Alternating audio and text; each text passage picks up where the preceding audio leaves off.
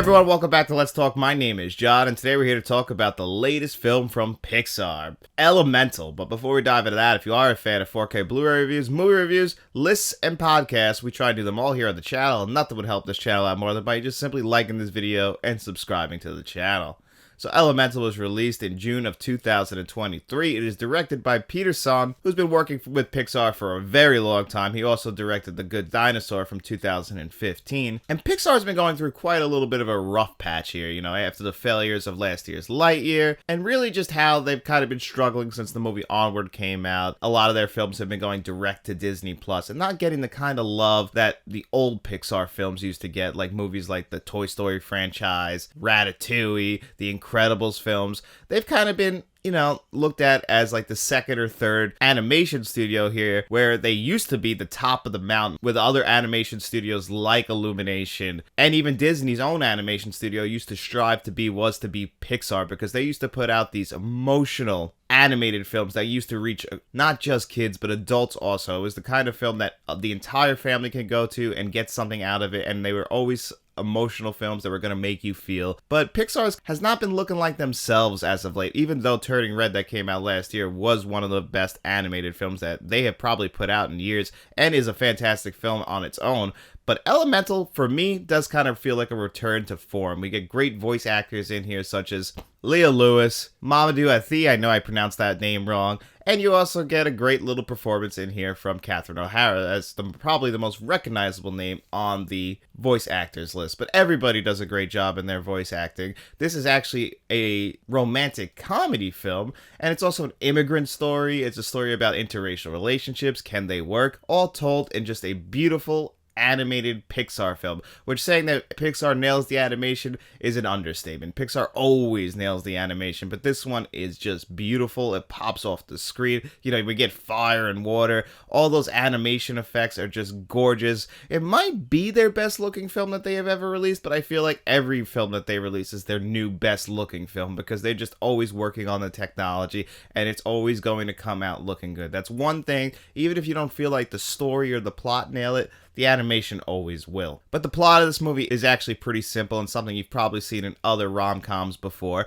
Ember, before she's born, her parents leave their world and they arrive at Elemental City, where they are basically outcasts. They are the new people in town. You know, they don't really treat people of fire well. They kind of have their own part of the city, almost like New York City with like Chinatown. They have their own part of the city, but they don't really travel to other parts of the city where water or trees or just air kind of populate the world. They're kind of like the outcasts. People who are worried about them don't really trust them, don't let them into everything. So they kind of just have their own part of the city. Her father opens up his own business called The Fireplace, and eventually his dream is to pass that on to his daughter Ember. But Ember has a hard time with her anger and her temper, so she can't control that. And one day, when she loses her temper, she accidentally causes water to end up in the fireplace. And when that happens, Wade Ripple shows up, and he's the opposite of Ember. He's an emotional guy, very in touch with his emotions. He's always crying, and he just sees the good in people. He doesn't care about who they are. He just cares about people. He just cares about their stories.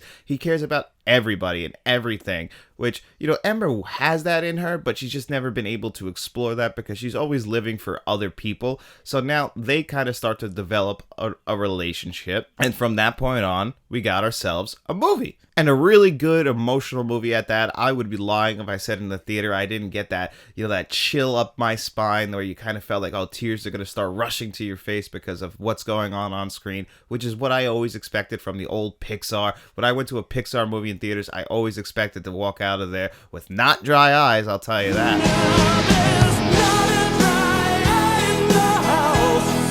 And this was no different. And also, it felt like a very adult-oriented story. Even though I saw this movie, there was a bunch of kids there, and they seemed to be into it too. But it's not like that, you know, what we expect from studios like Illumination, where it's more about the comedy. The comedy is in here, but it's really about the story that they're trying to tell. And I do think that they nailed that story. I think that this is definitely one of the better Pixar movies to come out over probably the last 5 years. This actually for me is the best Pixar film since Coco, which is my favorite Pixar film. And you might say, oh, well, the plot of this movie is pretty simple, but I really do think that the lessons that this movie and the message of this movie that it could actually be teaching to kids is very, very important, especially in the world that we live in now. Simplifying it for a younger audience, I think is awesome, and I think that they nailed that message in here. And it's gonna get the adults wrapped up in it as well. Even if it is a simpler story, it's still something that I feel like will always stand the test of time. Accepting of others, learning to love others for who they are, living your dreams. Like, these are things that everybody, I'm sure, in this world wants to do, and this movie tells that story perfectly. And again, the animation is just so gorgeous, your eyes won't leave the screen. And the score for this movie is done again by Thomas Newman, and it's done perfectly. I mean, it really does help to move the plot along, move the story along. The emotional moments are really helped, guided by this beautiful score. So overall, this is a fantastic Pixar film, one of the best in years. I know it's not getting the greatest of reviews coming out of the film festivals, but I really do think that it's being underappreciated. And if you're planning on seeing a movie this weekend between this and The Flash, I haven't checked The Flash out yet, but if you're planning to go see this with the family, I really do think you guys are going to all have a great time at the theater. And if I was going to give this a score out of 10, I would give this a really solid 9 out of 10. Definitely check this one out. You're not going to want to miss this one. And I'm sure eventually when it ends up on home video, on 4K Blu-ray, it's going to be one of the best looking 4K Blu-rays. So I could definitely highly recommend you guys all check this one out. But anyway, it's also Friday, and that means here on the channel, it's time for our digital code giveaway. In every Friday's video, I'm going to ask you guys 2 digital code giveaway questions. All you have to do is answer one of those questions in the comment section below, and as long as you do that, you come back to Monday's video. I put your name on a magic wheel. We spin that wheel 2 times, and the 2 names it lands on, they have their choice of the digital codes that you have seen on your screen before you today. And we're talking about one of my favorite animated studios of all time, probably my favorite animated studio of all time. I grew up with Pixar. I remember when Toy Story came out. I've seen every single one of their movies, most of them in theaters. There's only a few that I haven't.